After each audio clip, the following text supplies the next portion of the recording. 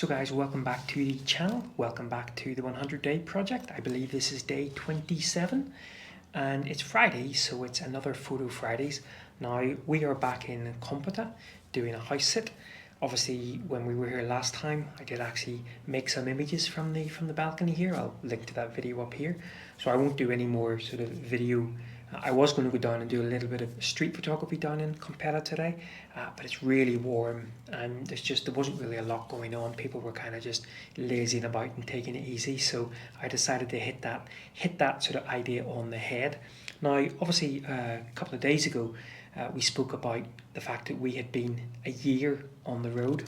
And so what I thought I would do is, I'll link up to that general video up here, but I would talk a little bit about my own photography over the last 365 days, just to sort of give you a bit of an insight as to what I've been struggling with, what I've been enjoying, and hopefully where I'm going to be taking my photography over the next couple of months. So I make no secret of the fact that one of the biggest downsides that I have found living this nomadic lifestyle is it has taken a pretty significant hit on my creativity, on my photography, and I'll link up here to that video as there where I talked about that. But suffice to say, a day like today where it's really hot sort of sunny day, we are going to get some probably nice sort of light later on this evening. But of course we're up here in Compota.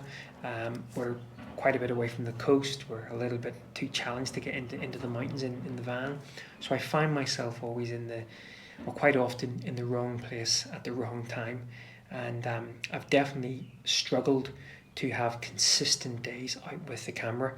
And for me personally, days out with the camera are one of the main factors that keep me sort of buoyed up and sort of a more positive spin on things. So absolutely that has been a challenge. Also been a challenge coming down into Spain. Now we will talk a little bit about our future plans in an upcoming vlog, but suffice to say that my time up in Norway and the Nordics was certainly some of my most productive in terms of photography over the last 365 days. I have got a couple of favourite images that I kind of pulled out, and as I say, not surprising, they have all been from the Nordics. I loved our time in Abisko National Park. Now autumn colours hadn't quite grasped yet, but actually spending an afternoon just wandering up and down the Abisko Canyon, the light was a little bit flat and then it was a little bit too harsh. I'll link the video up here somewhere, but it was just fantastic, and it is my idea of heaven, just finding some just intimate details and working with ND filters as just letting sort of water flow, and the colour of that glacial water was just incredible. So that I just loved our time in Abisko National Park. We did spend a little bit of time in the Sierra Nevada, probably this time last year actually, and I actually made an image that I really quite like in black and white.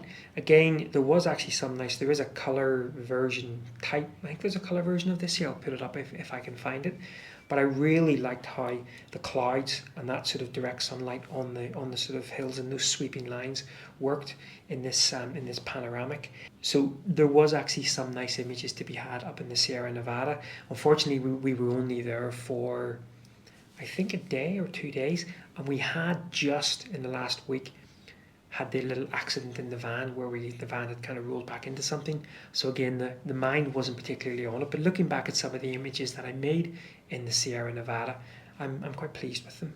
So you cannot drive too far in Norway without coming across a waterfall, and one of my favourites to photograph was Fossen.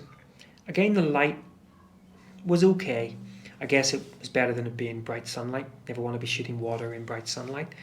But actually the viewpoint that you had, now this was actually only maybe a 10-minute walk from the van park up, and you really got this gorgeous perspective looking down the actual canyon with the sort of waterfall flowing down into the canyon, and those sort of bright greens which were further enhanced by using a polarizer. But yeah, Fossen was a fantastic. Oh, look at this here, I'm being brought a biscuit. Oh, It's like magic. Thank you. So a couple of days before we made it to the Trollstigen, we were just driving through some of the sort of higher altitude areas of Norway, and we'd found a fantastic park up. In fact, I'll show a little picture of the van here. And because we were so high up, there were clouds that were kind of coming and going and breezing through, and at times we were completely whited out. But at other times, there was just some lovely little bits of cloud kissing the mountainside with some lovely light. And again, I actually made a couple of images from this area that I was really pleased with. There was one in particular with snow that unfortunately the snow was a little bit, there was a lot of sort of footprints and a lot of sort of, I think that would have been probably one of my favourite images of the year if the snow had have been a little bit more pristine, but I'm still pleased that I took it. But this particular shot here, with just that little kind of kiss of cloud with a little bit of light moving over the wet rock face, and just sort of a little elements of snow as well. Again, a real favourite image from that particular evening. Lofoten left me underwhelmed from a photographic perspective, and it's through no fault of the location. It was just the fact that we were there again during the day, not really making the best use of probably the better light. And of course, this particular scene is more famous under Northern Lights or with a sort of a deep covering of snow. It was still really nice to go through Lofoten, and some of the images that I made as we climbed up Rendebregen. But yeah, Lofoten itself, I think to do it justice, I would really need to be there on a specific photography trip.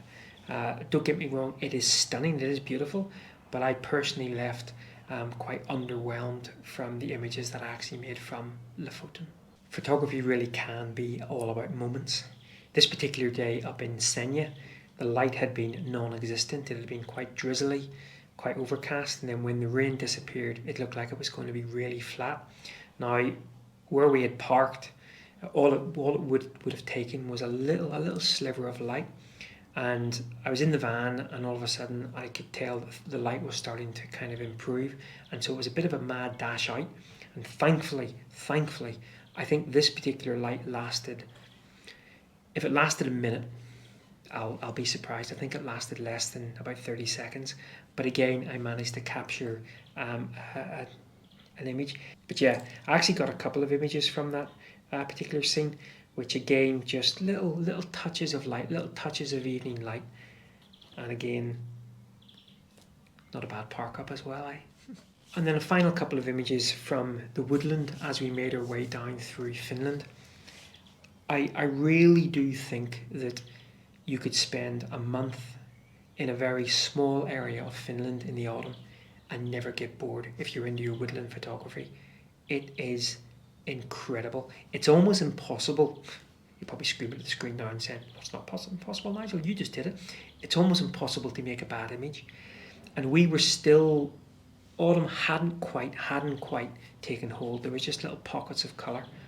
But it was absolutely beautiful just to walk amongst some of the trees and just be able to turn around and point your camera and just pick up some of those lovely autumn colours. So I would love to go back and spend a month in Finland.